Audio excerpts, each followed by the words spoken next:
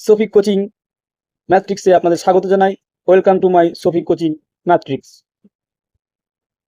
আজকে শুরু করছি a plus B is equal to 3, B plus C is equal to 4 এবং C plus A is equal to 3 হলে a plus B plus C কত হবে? এই মজাদার অঙ্কটি আমরা নিমেষের মধ্যে কিভাবে করব? আমরা যদি ভাবতে চাই অনেক না ভাবনা চলে যাবে, কিন্তু এটা খুব সহজ নিয়মে করা যাবে। কিভাবে? আমরা চলো শুরু করি। a প্লাস বি, প্রথমে লিখবো a plus B, a plus B plus B plus C plus C plus A. এর মানগুলো কত ছিল আমাদের? a প্লাস বির মান ছিল আমাদের 3 প্লাস বি প্লাস সি এর মান 4 প্লাস সি প্লাস এ এর মান হচ্ছে 3। তাহলে কত হবে? 3 প্লাস 4 প্লাস 3 10। এখানে আমাদের a প্লাস বি, দেখ এ কটা আছে?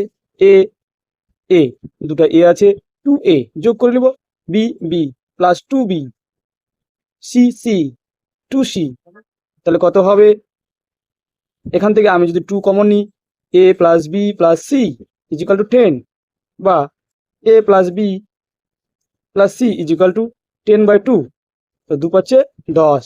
তাহলে a plus B plus C is equal to কত হবে? 5।